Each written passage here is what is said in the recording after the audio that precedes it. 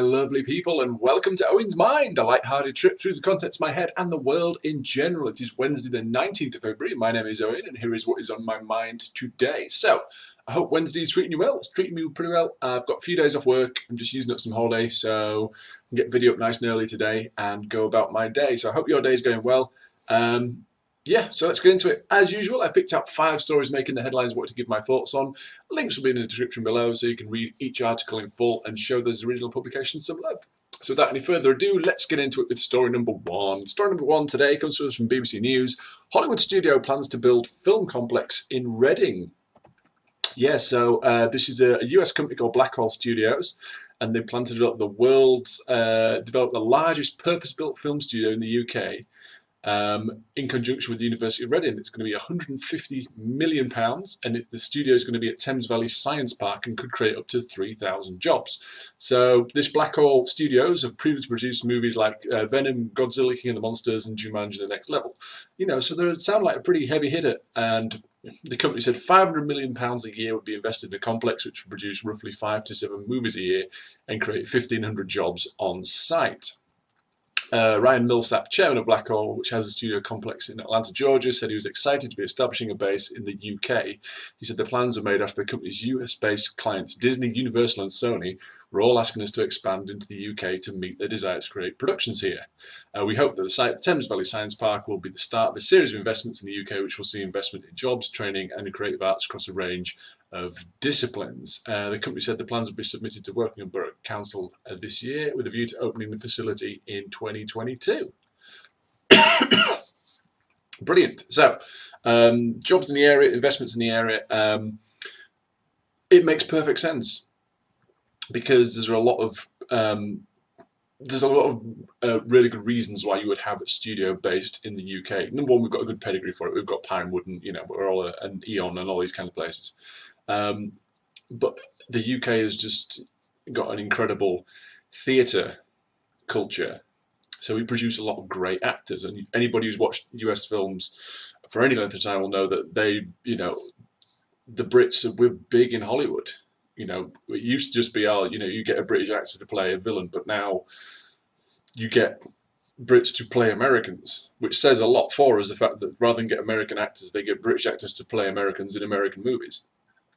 So I'm guessing there'll be some sort of tax thing as well. There always is why productions will shoot in a certain country or will go abroad, or they want to make something look like a certain city, but rather than go to that city, they'll go to a different one, which is much cheaper, and dress it up to look like that one. So I'm guessing there's going to be that element to it, as well as going to be some kind of financial benefit to creating movies in the UK. But again, we've got a huge bed of talent who are very much UK based at the minute. You know, a lot of the bigger stars will relocate to Hollywood and LA and all this kind of stuff. But we've just got a good talent pool. We've got a good creative culture where we bring up incredible actors. So, yeah, good news all around. Let's hope that, you know, we get some... it does create all these opportunities for people, and creative arts get more and more varied, and all good stuff. All good stuff. A good story. Just wanted to start off with that. So, move on. Story number 2. This is in The Guardian today. Dave attacks Boris Johnson in Brit Awards performance. Our Prime Minister's a real racist. So, yes, Brits were last night. South London rapper Dave has accused Boris Johnson of being racist on stage at the 2020 Brits. He was performing Black, freestyle track that charts the difficulties of Black Britons and celebrates Black excellence, and he added in a newly written final verse that began, it is racist whether or not it feels racist. The truth is our Prime Minister's a real racist. They say, you should be grateful we're the least racist. I say, the least racist is still racist. Okay, so he had the platform and he had the audience, and he was like, I'm going to make a statement. He moved into criticism of the British press's treatment of Meghan Markle compared with that of Kate, Duchess of Cambridge. If you don't want to get it, then you're never going to get how the news treats Kate versus how they treated Meghan. Another part of it was in tribute to Jack Merritt, prison rehabilitation worker killed in a terror attack at London Bridge in November. David paid tribute to Merritt in the immediate aftermath of the attack, acknowledging the pair had met. Rest in peace, Jack Merritt, you're my brother in arms, he said. The tears in our eyes and love in our hearts. We never had the same background, culture, colour or past, but you devoted your life to give others a chance, and for that I am so taken aback, because he gave us all a voice. Yeah, so he really kind of put his, wore his heart on his sleeve and just put it out there. There's another one in here. I will put this verse in as well. He said, as a young black man who's seen paper and crack, give them tougher sentences, that's just paper and cracks. All he would want is unity, funding for communities, equal opportunities, people under scrutiny, no more immunity, way less hatred, we want rehabilitation, that would be amazing. Yeah, so, I mean, this is the thing, when you get an artist who's got really deep feelings about something, and you give them a platform, it allows them to kind of push their thoughts and their opinion out to the masses, which is what Dave did. All good points. He wasn't offensive. He wasn't, insulting people. It wasn't like what happened at other events where, people get up and just say, F this guy or F that guy and this kind of thing. You know what I mean? It's like, this is his message. It was in a part of a song. It's part of his performance, and it was just designed to, try and make people think and bring about awareness that. Just look at the Kate and Meghan thing. The press's treatment has been very different. That being said, Meghan has a lot more, I don't want to say baggage, but a lot more complications in her past. There's the relationship with the father, which is not so good. So that does allow the press, it gives them something to grab onto and create a story out of, whereas Kate's never really had that. So I disagree that it's just simply because Kate's, pure white and Meghan's got a black mother. I don't think that's just the differential why the press treats her harshly. I think it's more because she's got more of a story around her as well. But there's probably an element of that, and she has had to put up with an awful lot.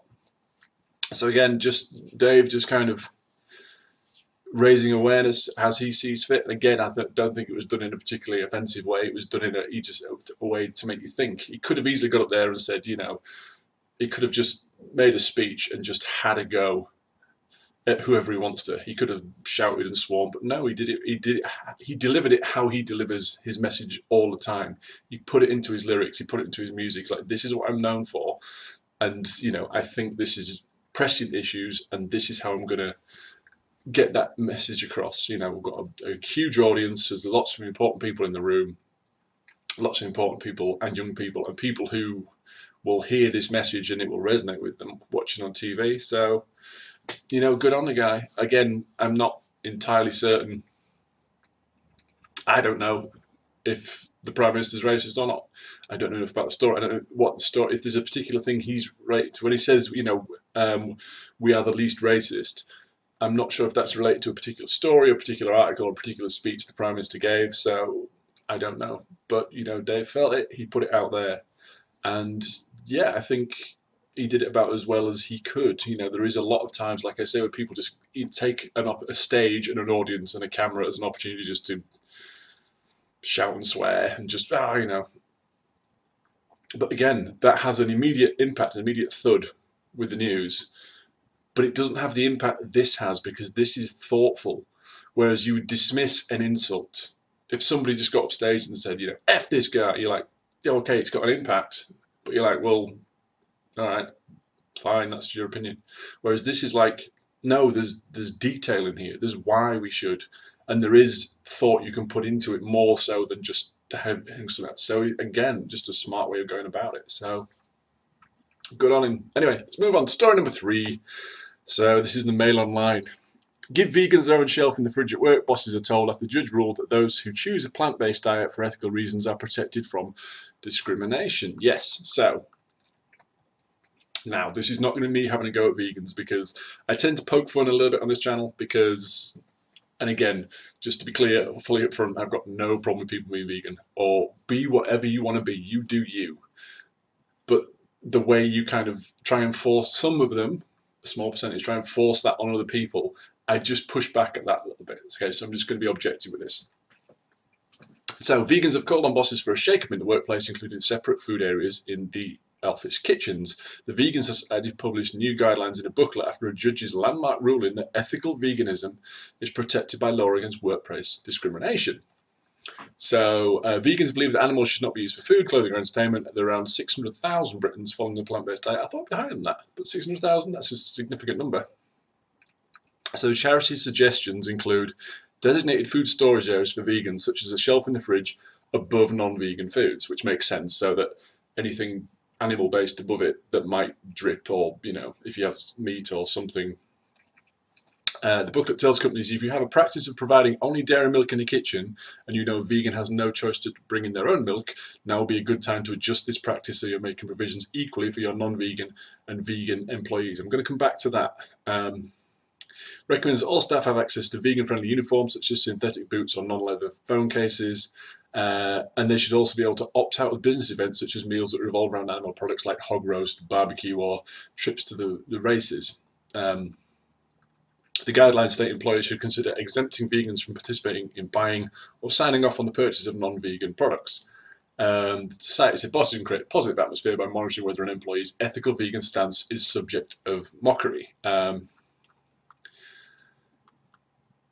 It stressed fostering a general attitude of respect towards vegan employees is key. If jokes are made about employees' veganism becomes burdensome, steps should be taken to improve this. Okay, fair enough, that's about anything. Anything that is mocked at work about you, your personality, your sexuality, your appearance, your ethical stances, yes, so that's completely true.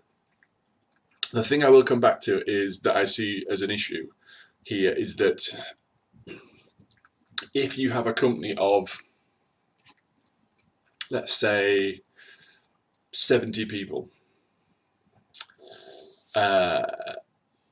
So you provide, in the canteen, you provide milk for those 70 people. That milk's going to get used. If you have to provide a non-dairy alternative and you've got one vegan, chances are they're not going to get through all that, so it's going to create waste. This is the problem when you're having to legislate for a very small percentage of your staff. Like again with the like you said about safety equipment and clothing and uniforms and boots and things. If you have a company supplying, say, safety boots that are all leather based, and you have to find one because you've got one vegan employee, there's more of a cost because you're not buying in bulk. You have to buy a single item for that employee. So again, it's difficult. If the workforce was 50-50, people have a kind of standard diet and then people have a vegan diet, then you can obviously legislate, right? Half the milk you buy will be suitable for the regular diet, the standard diet, and then half will be suitable for a vegan diet. And I'm not saying standard as in this is normal and veganism is not. I'm just, I just don't know what to call the kind of typical Western diet that includes meat and dairy, essentially. That's easy to do. Same with uniform. If it's half and half, it's a 50-50 split, then you can get a good deal on buying, 50 lots of boots that are leather-based and 50 that aren't. But when you've got to buy in such small quantities, costs go up. And you could argue, yeah, it's just a little bit, but it is a cost, especially for a smaller company. Things to consider. The thing about the races and things like that is, what do you then do? Because it's a tough one, because if you have a day at the races, a bonding experience, and a lot of companies do it, and I've been on these things before. So everyone has a day at the races, and you go and you have a few tokens for a few bets, and a few drinks at the bar, and a couple of meals, and etc. etc. Brilliant day. If you have a couple of vegans saying, we don't want to go, we're not going to use animals used for entertainment, we don't want to go, which is entirely their choice and entirely their right to say that. What a boss is going to do, because if they say, right, you don't have to attend, then the vegan could easily say, well, I'm missing out then. Everybody else is getting this reward, this bonus essentially spent on them, this day of entertainment, which I'm now not getting. So what would you do as a boss? Do you have to organise, and again, I'm hyperbole, do you have to organise a day of entertainment just for the vegan? Which I suspect they won't do. I suspect what will happen is they just will stop doing the races and they'll do something else. Problem that creates is if you've got people who really enjoy that, going to the races every year or going to the annual hog roast or whatever it happens to be, that's going to create animosity towards this one employee or these two employees who they feel will have ruined it for them. So this legislation is, yeah, absolutely people should be treated fairly and they should not have their choices moral, ethical, or whatever, mocked or judged in any way. But this does create a little bit of a tricky situation for bosses, because what are they going to do if everybody wants to go to the races, but like, we can't go this year because Dave's vegan and he doesn't want to do it? And they'll say, well, just tell Dave he doesn't have to come. Yeah, but then he's missing out. Or it's his choice to miss out. Well, no, but in all fairness, though, he's worked as hard as everybody else this year, so he deserves this reward as well. And if he doesn't want a cash alternative, what are we going to do? I can't just send him to something he wants to do by himself, because that's not exactly team building. So, do you know what I mean? It's an odd one. It's a tricky one. The fridge thing, again, if you've got a packed fridge and you have to clear an entire shelf for one person's food, again, it's going to create animosity, and you can't get a separate fridge just to justify one person thing. So it's until it's more balanced in regards number of vegans and number of non-vegans, you're going to get these problems, and I'm not quite sure how they're going to be solved. Yeah, so it's a tricky one. It is. But I'm sure there's ways around it. I'm sure I mean, veganism, I don't think it's going anywhere. It's going to pick up. Obviously, there's a lot of ethical reasons. I think people are just going to do more in regards climate reasons. People are going to go more plant-based because everyone's saying it's just the way it's going to have to go eventually anyway. So when the numbers start to balance, I think all of these issues are going to it's going to be much easier to deal with. But initially, I think it's going to be companies having to change policies for a couple of employees. I think some employees are going to really start to resent that. So it's, how do you deal with that? Tough one. Anyway, let's move on to story number 4. This is a kind of one that makes me angry, but that makes me happy. So, cab driver. This is LA Times via MSN News. Cab driver saves 92-year-old woman from $25,000 scam, said the police. Yes, so Los Angeles police in Northern California crediting a cab driver with helping save a 92-year-old woman from becoming the victim of a scam, which would have cost her $25,000.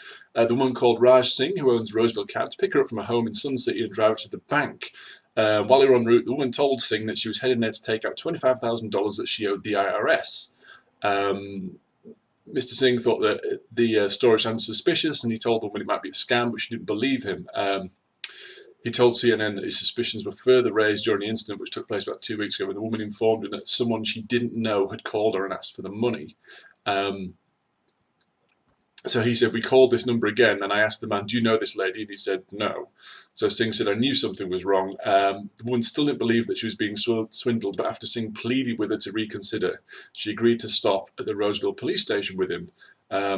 The woman waited in the car. Singh entered the police station and spoke to an officer, who then went out to the cab and spoke to the woman. And all parties eventually concluded that the $25,000 request was a scam, and Singh took the woman back home. Fantastic, good man. The police said, we love this story because several times throughout, Raj could have just taken his customer to a stop and not worried about her well-being. He took the time out of his day and had a great forethought to bring the almost victim to the police station for an official response. Authorities have provided Singh with a $50 gift card to say thank you. Brilliant. Absolutely brilliant. And I've got my angry background up because this kind of thing just, it so annoys me. And the fact that this, a 92-year-old woman, so, not stereotyping, but as you get on in years, you can get a little bit, you're considered more vulnerable. And you're more vulnerable to these technology scams. So it doesn't say how she was approached, just that she was called. And if you're 92 years old and somebody says, oh, it's a tax law and all this, it's going to be hard for you if you're not really up to speed about how these things work. And if people are intimidating enough on the phone or sound genuine enough, then yes, she could have fallen for it. And she did fall for it. And it's only the fact that this cab driver kind of smelled a rat and intervened that she was saved. I hope that the number, or wherever she was supposed to take this money, I hope that police, the article stops there, but I hope that wherever she was supposed to deliver this money to, that the police sort of went onto it and tried to apprehend whoever was doing this, or there was some kind of justice for it. These kind of things are everywhere. My parents regularly get one. They get phone calls. They get 2 phone calls. They get all the time. Excuse me. The last one they got 8 times in the same day. 8 times. So the first one they get is that your internet's going to get cut off. My parents don't have internet, don't even have a computer.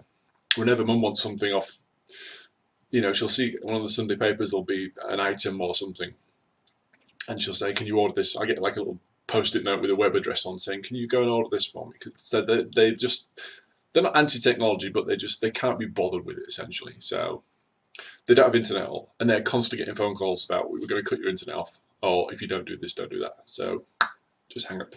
Second one they get is from HMRC. Again, tax. You owe us this much money. A warrant has been issued for your arrest. They had that 8 times in one day. So what I do, whenever I get anything like that, anything I'm not sure of, and this is just a simple tip for everybody, whenever you get something you're not sure of, get the number, do 1471 if it's a landline, if it's a mobile, just write it down, stick into Google and put it on who called me in the UK. And it will tell you all the people who've Googled that number and what the number is. And so we did this one with this tax scam, and it was like, people had searched it that day, and it was like, called 6 times today, called 8 times today, called 8 times today, called 10 times today. And again, it's just phishing for vulnerable people. And it's easy to think, well, I'd never fall for that. Maybe you wouldn't. But if they just send out a mass call, because it's an automated voice, it's not a person on the other end, it's an automated message that tells you to press 1. So they're essentially just sending out, this thing is probably calling thousands and thousands of numbers every day. And when you hit 1, then it will connect you back to an actual person who's going to be sat somewhere to scam your details off you and instruct you what to do next to pay this bill and get this warrant for your arrest removed. So if they do it say they do it for 10,000 people, if 1% respond, that is a huge amount of money they can generate. If they say there's a warrant for your arrest, it's going to cost you, I don't know, a couple of £1,000 to get it removed. It only takes a couple of vulnerable people, like say 1%, and they're making thousands of pounds a day. And I just hate it. I just hate people being exploited like this. I'm using ones on emails because, my junk email box is just constantly, I've had the same email address for like 20 plus years. So over time, you go onto different websites, you go onto different shopping sites and all this kind of stuff, and at some point, people get your details. If people get that email address, it gets sold on to other companies and etc. etc. So the one I get a lot, which is really funny, is it's normally scam emails are easy to tell because they're just written terribly. The language is wrong, the spelling's wrong, the grammar's all over the place anyway. And all you have to do is click on who sent it, and it might say I get one that's from Apple.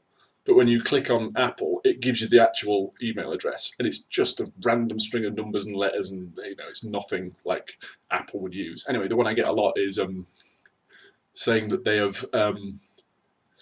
they record me, and in parentheses, record you pleasuring yourself, and we installed malware on your computer, which we have since removed, and then it demands Bitcoin from you, and you're like, well, no, because I don't have a webcam. The camera I'm using now is an external one. And number 2, I don't kind of do that thing in front of my laptop because that's not what I do. Yeah, and then it's, what I mean? It's like we've installed malware and now removed it. So obviously if you do a virus scan and you find no malware, well, they said they'd removed it. So you managed to install it and then you managed to remotely uninstall something. And it demands Bitcoin and do this and do that. And you're just like, really? That particular one, you kind of like, again, there'll be some people who do pleasure themselves to material on their computer. And, there is a lot of remote programs that could potentially do that. But again, it's like, is it likely? Has it happened? Is it possible? So again, it's just all these scams. There is so many of them. There is so many of them. There was one years ago. I got like I used to go to a car boot sale, and they had like discs of utilities and things you get for your PC, and they'd kind of compiled a load of free programs and stuff together, and you could just, you could just get it on one disc. It was just easier, and it had some interesting stuff on it. It had some DVD burning stuff and antivirus stuff. And there was one, and I can't remember what the disc was called, but it had like a program on it, and it was like scams you could use. One of them was an email template for you to send out to people, and it was terrifying. It was that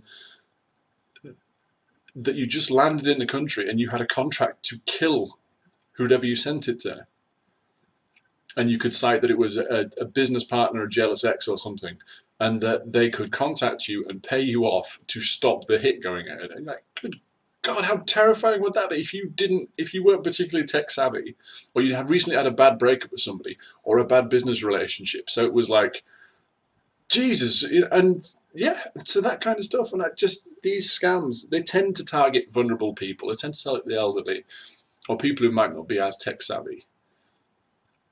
And just the idea that some people are falling for this, it just makes my blood boil. I absolutely hate this kind of thing. So again, this story is just wonderful that this is at least one where it didn't happen. So anyway, there you go. Let's move on.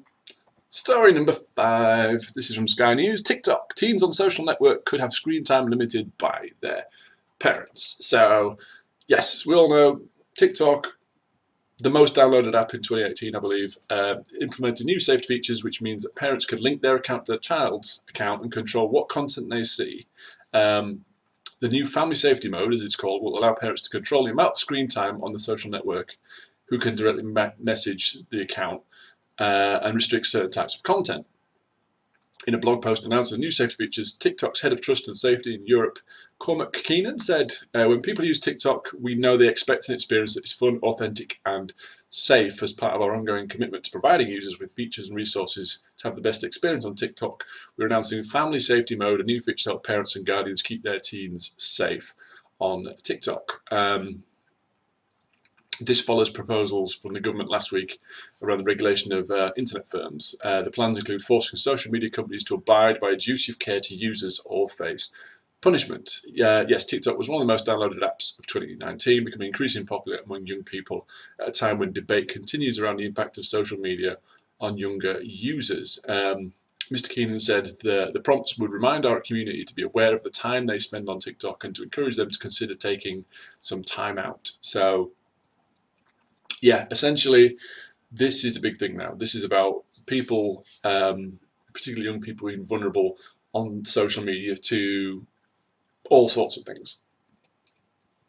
About the content they see, about who can contact them, and if there's any kind of illicit or negative content being delivered their way, and just about the sheer amount of time they spend in front of screens. So the government's putting proposals around to try and regulate this kind of thing and trying to rein it in a little bit and say that companies are now going to be responsible for taking care of their users. I mean, they always have been to a degree, but now it's going to be a little bit tougher. The measures are going to be a little bit broader in regards how these companies can be punished if they don't act in the best interests of those using their products and services. So a good thing. My two use TikTok, so again, being able to link to their account and just say, well, you're limited to this much time a day, or if you could do it, I don't know if it's like you can limit them to 60 minutes or you can limit them to between sort of 4 p.m. and 5:30 p.m. I'm not quite sure how it works, but either of those would be good, saying you can have a little bit of time on there, but get outside, stretch your legs, get some sunshine, climb trees, all stuff. When I was a kid, this wasn't an issue because we didn't have all this technology. So you entertained yourself by going out on your bike and going out with your mates, and you were physically active because that's what you did. And any games you played in the house were like board games and things. And then we've got early consoles, and then we've got this, and now you've got mobile phones. So wherever you are, you have a screen, you have entertainment, you can just sit and stare at it. So being able to kind of limit that and just say, look, that's fine. That's all well and good. But you need to have the balance with the rest of your life cannot suffer, so you can spend more of your time on social media. So it's a good thing. We'll see how well it's implemented going forward, but step in the right direction. So that's it, guys. Links to all the stories I've discussed can be found in the description below. Feel free to go and check them out. Let me know anything about this video and tell me, have you ever been victim of one of these scams, or do you know anybody who has? What's the funniest thing you've ever been, someone's tried to scam you with? So like I say, for me, you've been filmed doing illicit, pleasuring yourself. So that's mine. See if you can top that. Answer in the comments, please, along with any thoughts you'd like to share. These are mine. They're not necessarily important, and they're not necessarily right or wrong. They're just what was on my mind. So until next time, bye for now.